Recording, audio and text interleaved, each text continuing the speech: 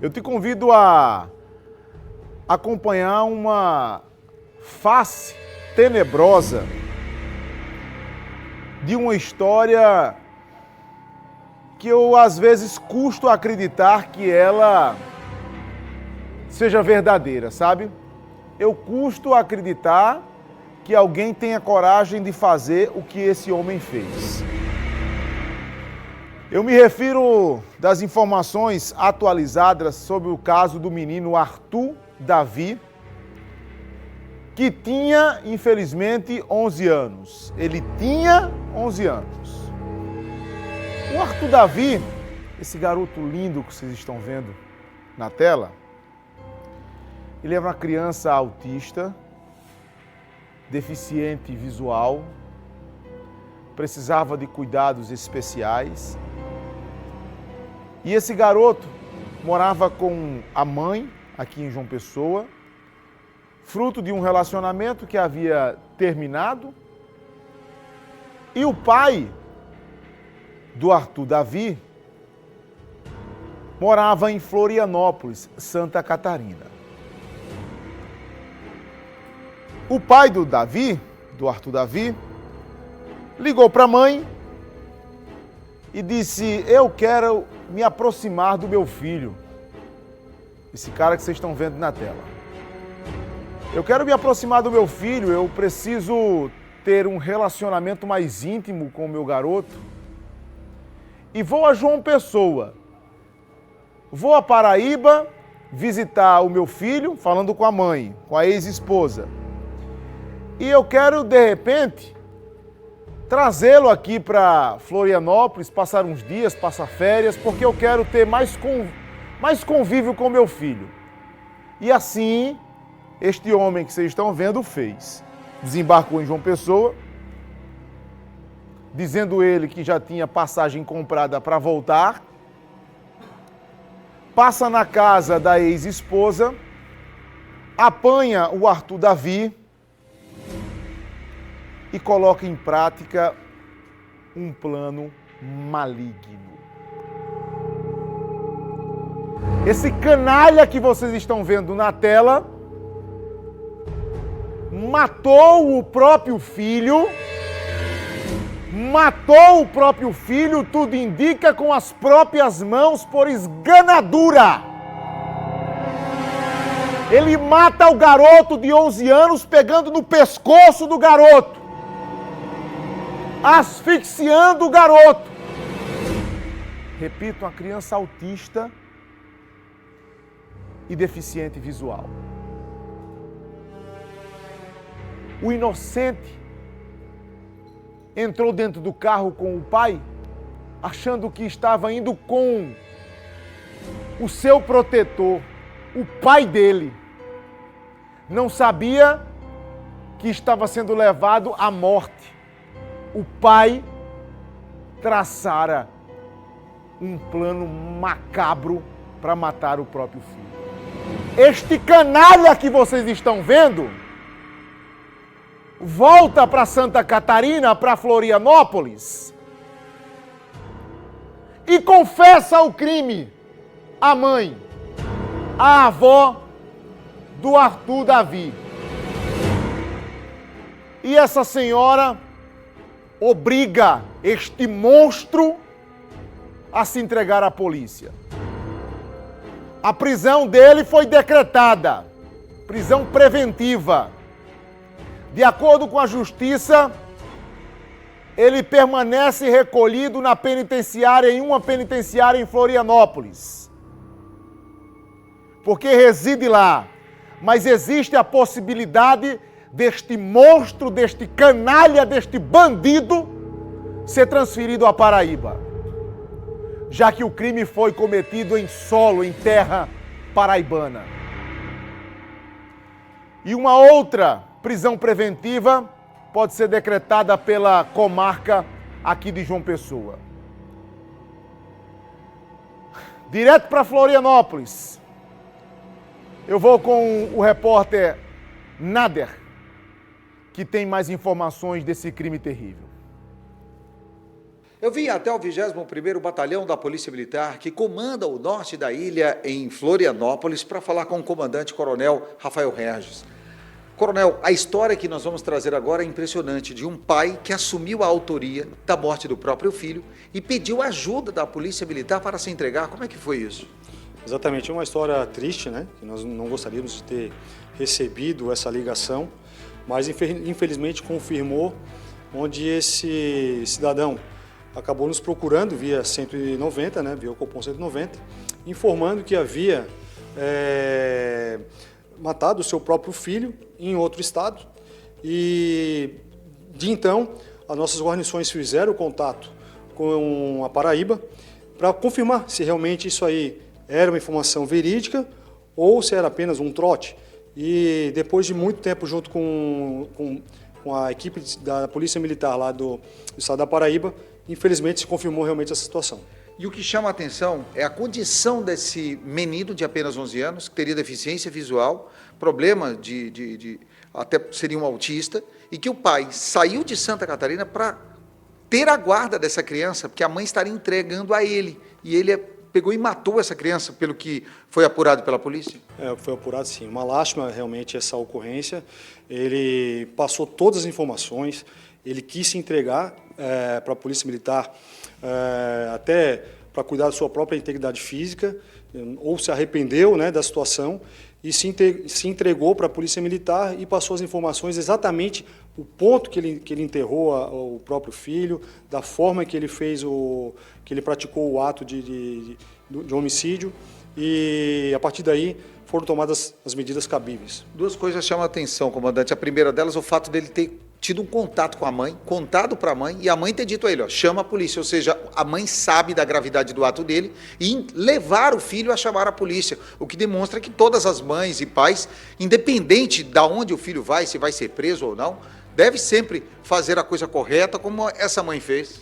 Exatamente, até porque se tratava da avó, né? Era o neto dessa avó. Então, eu imagino uma situação muito complicada dessa senhora, que teve que entregar o próprio filho, orientar para se entregar para a Polícia Militar, e teve o neto falecido em função da própria ação do filho. Você pode se perguntar se existe algum tipo de explicação, se existe alguma motivação. É óbvio que a nossa mente, a minha mente e a sua mente, que são mentes sãs, mente de uma pessoa normal, é até difícil a gente conceber a ideia de que um pai, porque qual o parâmetro que eu tenho de pai? O parâmetro que eu tenho de pai é o amor que meu pai nutre por mim, o amor que eu estou nutrindo pelos meus filhos, isso é o meu parâmetro. Porque esse amor para mim é incondicional. Eu sou capaz de dar a minha vida pelos meus filhos. Eu sou capaz de me doar 100% no lugar do meu filho, dos meus filhos. Eu não teria dúvidas nenhuma se eu tivesse que ser colocado em uma situação de que a vida dos meus filhos estivesse em perigo e eu fosse capaz de me colocar no lugar, me colocaria sem nenhuma sombra de dúvida. E quanto mais eu vejo as fotos desse garoto, mais me dá um sentimento, sabe, estranho no coração, sabe? Um desejo de, sabe, um sentimento de impotência, porque será que a gente não podia ter feito algo? Sei lá, eu não sei, gente. Meu Deus do céu! Meu Deus do céu! Aí a motivação, a polícia trabalha com a hipótese do pai está saturado já e com raiva de ter que pagar pensão para o filho. E aí ele mata o filho para não ter que pagar mais pensão. E eu fico querendo admitir a hipótese que esse homem é um doente, que esse homem tem algum problema psíquico, para ver se na minha cabeça brota uma justificativa, porque não tem justificativa. Eu estou meio que procurando aqui uma desculpa para ver se eu encontro alguma coisa, porque essa hipótese para mim ela não é crível, ela não existe de um pai matar um filho desse jeito. E ao mesmo tempo, já pode colocar a Alamara aqui, eu fico me perguntando, sabe, Alamara Barros, e você que está em casa, eu fico me perguntando qual é o limite da maldade de um ser humano, sabia?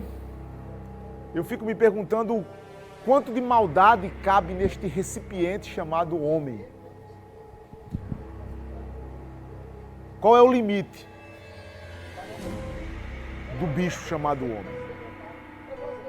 Alguém, porque não quer mais pagar pensão, viaja de Florianópolis para cá, premedita a morte do próprio filho. Eu imagino que a mãe nesse momento esteja simplesmente devastada, devastada. Não vai ter mais o pequeno Arthur Davi do lado dela. Essa criança tão especial, tão amada, como ela foi durante esses 11 anos. Alamara, minha amiga, você é mãe, eu sei que és mãe, tens zelo, tens cuidado com a tua cria, capaz de virar um bicho para defender a criatura que foi, a criança que foi criada, gerada dentro do seu ventre. Do mesmo jeito eu sou capaz de matar e morrer para defender meus filhos e tantos outros que nos assistem agora, pais e mães que estão chocados com essa história, atônitos com essa história, sem acreditar no que está acontecendo. Eu vou te chamar, não vou te dar boa noite, porque eu não consigo dar boa noite para alguém numa situação dessa, mas para você trazer mais detalhes dessa cena incrédula. Alamara, eu estou incrédulo com o que aconteceu. Fábio, eu confesso que eu também, né? É uma situação muito difícil de se entender. Infelizmente, a gente tem trazido alguns casos aqui, né, de mães tirando a vida do próprio filho e agora essa situação do pai, e que você falou um detalhe que pode ser sim o principal motivo, né? Será que ele matou o pequeno Arthur para não pagar mais pensão? Porque veja bem, em relação ao relacionamento dele com a mãe, né? Ela relatou à imprensa que eles já estão separados há muito tempo, há muitos anos. Foi um relacionamento quando eles ainda eram novos, né? Imaturos. Então, ela descartou qualquer possibilidade da motivação ser por ciúmes. Até porque ela já estava há um bom tempo com o atual esposo, que considerava o Arthur como filho, o Arthur que o considerava como pai também, né? E a Aline Lorena, que é a mãe do pequeno Arthur, está morando aqui em João Pessoa há cerca de 2 anos. E nesses 2 anos, o pai, que é o Davi Piazza Pinto, vinha cumprindo com todas as obrigações, inclusive de pensão, mas também em relação às despesas, né, que tinha no tratamento do menino, já que era uma criança autista, monossilábica e também tinha que ter cuidados especiais, né? Tinha deficiência visual, então a gente acredita que não era um tratamento ou um acompanhamento fácil. Então, Fábio, eu acho que o único motivo é esse, desse cara querer se livrar dessas despesas, né, desses gastos, que não eram gastos, eram investimentos financeiros para trazer uma melhor qualidade de vida ao filho, né, que já estava tendo, inclusive, um certo avanço na questão da fala. Era considerada uma criança não verbal, mas já estava aí desenvolvendo algumas falas, já estava socializando também com outras crianças. E a gente sabe que não é um tratamento fácil, é um tratamento barato e que requer também muito tempo, por exemplo, de terapia ocupacional. E é um tratamento realmente que é investimento, é um tratamento caro. Então, você falou isso aí agora ao vivo e possa ser que seja assim, viu? A polícia com certeza vai investigar isso aí também. A Aline conta que ele era um pai presente em relação a essas questões financeiras, mas não de presença. Mas perguntava de vez em quando pelo filho, e nos últimos meses ele vinha conversando com a mãe, demonstrando o interesse de ter mais um momento com o filho, né? Uma aproximação com o filho, da família paterna também passar um tempo com o pequeno Arthur Davi, e aí eles começaram a estudar essa possibilidade, estavam entrando no acordo para ele vir até João Pessoa buscar o menino e levar para Florianópolis, né? Que foi o que foi feito. Ele chegou essa semana aqui e na quinta-feira ele teve um encontro com a mãe do Arthur, ficou acordado que ele iria para lá passar esse tempo de convívio, né? O que era para ser então aí momentos em família, o que era para ser momentos afetivos com o Arthur, infelizmente terminou nesse crime brutal e cruel, né, que a gente fica assim estarrecido sem acreditar.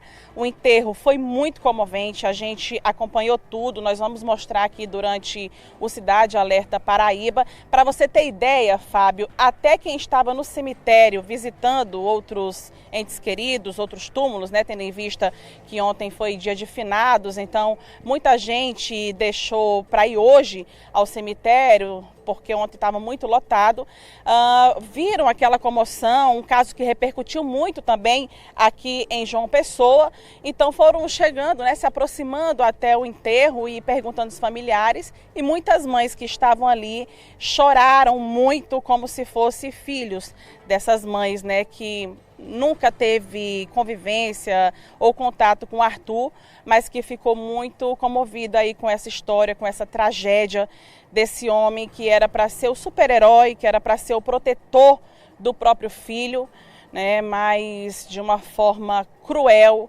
ele tirou a vida do menino, não teve trabalho nem de alugar um carro, fez tudo por aplicativo, né? E terminou quando ele cometeu o crime de uma forma fria. Ele foi para o aeroporto, retornou para Florianópolis. E a mãe começou a desconfiar porque ela perguntava pelo menino, né, muito preocupada, porque a vida toda ela teve esse cuidado especial com o pequeno Arthur, um menino prematuro que nasceu de 5 meses, tinha essas limitações de saúde, né? Então ela perguntava sobre a questão do banho, sobre a questão da alimentação, pedia para mandar foto, ele dizia, olha, eu não vou mandar, ele está bem, o momento dele agora é comigo e com a minha família, fique tranquila. E quando foi no sábado, ela sentiu que algo de errado estava acontecendo, né? E aí ela ameaçou dizer à polícia, e foi quando ele confessou que ele tirou a vida do filho, e aí essa mulher começou a viver um grande pesadelo. Mas a gente vai trazer mais detalhes, viu, Fábio, do enterro, falas também de pessoas próximas da família, inclusive da mãe. Volto com você. Fala, Maria, fica imaginando esse garotinho indo com o pai, pegando na mão e seguindo para a morte. Daqui a pouco eu vou voltar com você para a gente trazer mais detalhes desse caso. Segura só um minutinho aí.